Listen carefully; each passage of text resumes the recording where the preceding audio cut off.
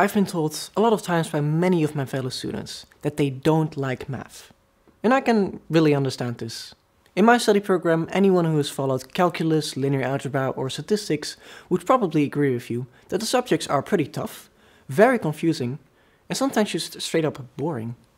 And it's not that they're not useful courses, they are, but they've always been intended as a means to an end. And students, they learn all of this material not out of interest, but simply to pass the course.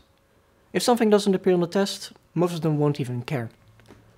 The focus on useful but complicated mathematics has created a stigma that math is no more than just a tool, only to be brought up when absolutely necessary. I think that this is a shame, because there's another side to mathematics that most people never get to experience.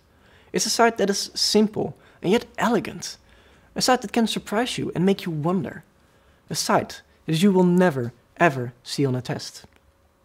It's a side that is best demonstrated using a good example.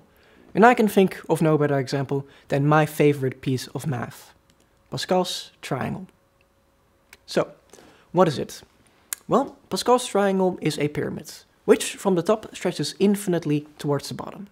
This pyramid is filled with numbers, but not just any set of numbers. No, we are going to fill in this pyramid using two simple rules. Rule number 1. The top of the pyramid should be a 1. So, we write a 1 right there at the top. Rule number 2. Every following number should be the sum of the two numbers above it. So, if you for example want to find the value in this square, and we assume that every number outside of the pyramid is a 0, we get 0 plus 1 is 1. We can do the same for the square next to it, which gives us 1 plus 0 is 1. Now that we have the second layer of Pascal's triangle, we can use it to find the third, which will be 1, 2, 1. And if we continue this, we get an infinite amount of numbers, which don't really seem to be that interesting on their own. It's only when you know how to look at them, how to draw the lines and how to connect the numbers, that you can fully appreciate how wonderful this triangle actually is. So today, I would like to show you 3 hidden patterns in this triangle, in the hope that you'll be able to look at it in the same way that I do. For the first pattern, I would like you to imagine a scenario. You have recently moved to Manhattan in New York, and you got a new job, which is just a few streets away. As you might know, Manhattan has a very peculiar street plan, where everything is divided into neat little rectangles. To get from your apartment to your new office, all you need to do is walk 4 blocks to the east and then 3 times to the south.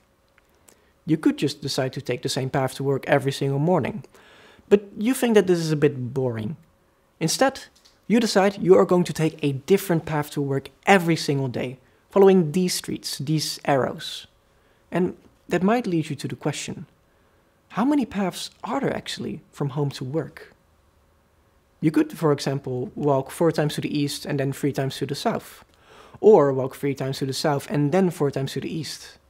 Or take one of the many different paths in between. To count them, you could, for example, try to write them all down on a piece of paper. But there's a lot of paths here. How would you know you didn't miss any by accident? Or counted one double?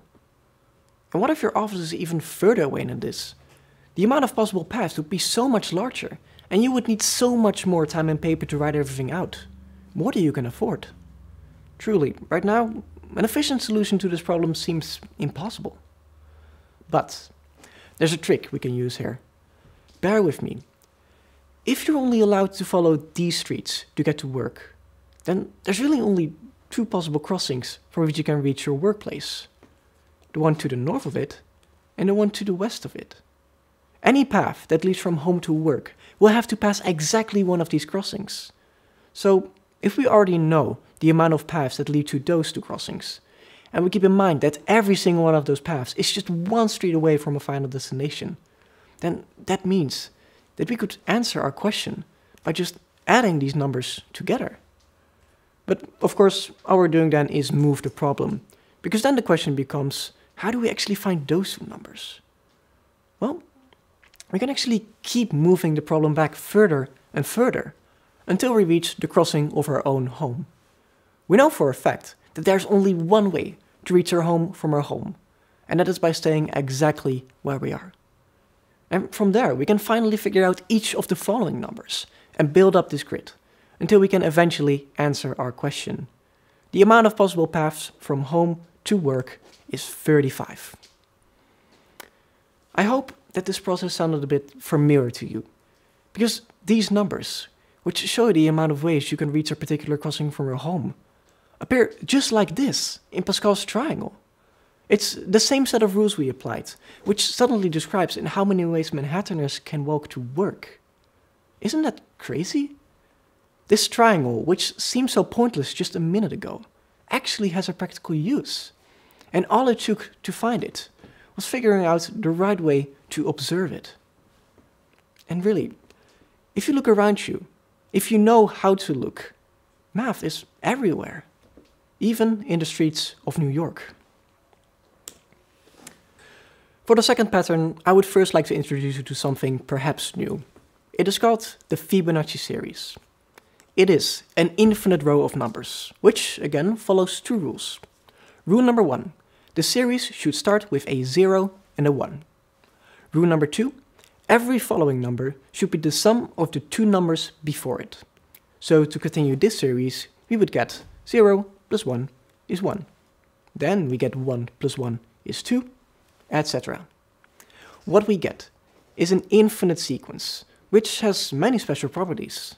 The Fibonacci series is often associated with artistical concepts, due to its ties with nice-looking spirals, patterns in nature, and the golden ratio, which during the Renaissance was considered a beauty symbol.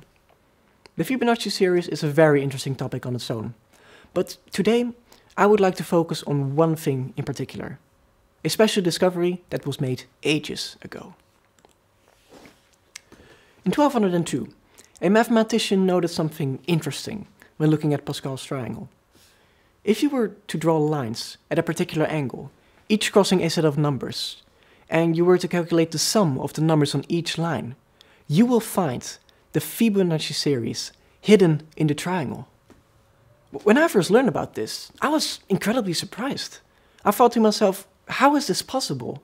What kind of coincidence is this? I have learned since then that there is no such thing as coincidence in mathematics. There's actually a very good reason why this series appears in this triangle. So, let's take a look.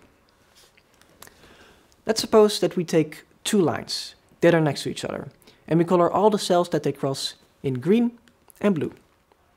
As it turns out, these cells are labeled in such a way that you can form neighboring pairs between a green cell and a blue cell each.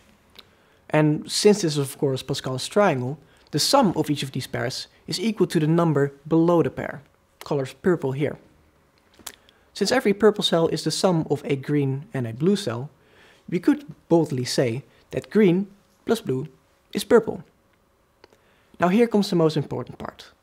As some of you might have already noticed, these purple cells also lie on one line. And not just any line, the line that comes after the green and the blue line.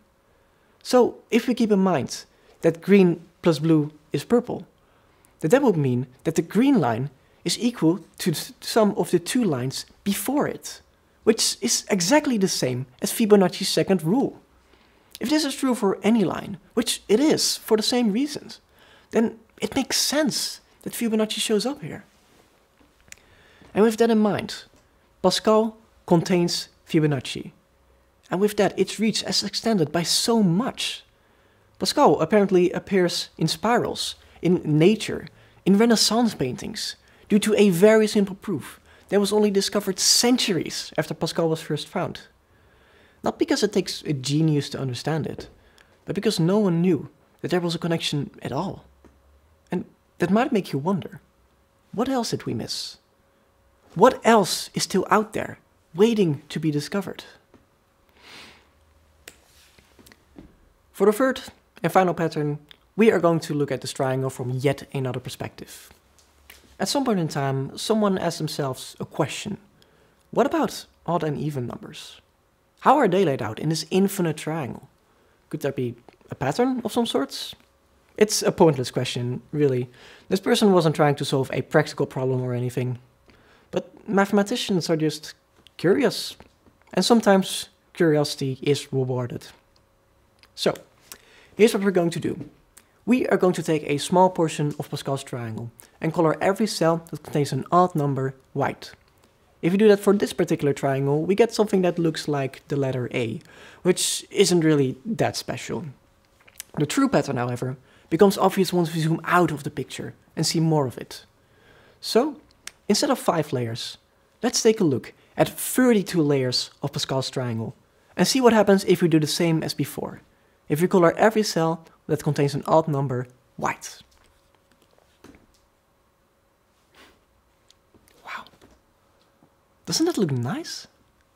This seems to be a triangle made up of 3 smaller triangles, which are each made up of even smaller triangles. And the more you zoom out of it, the more impressive and detailed it looks.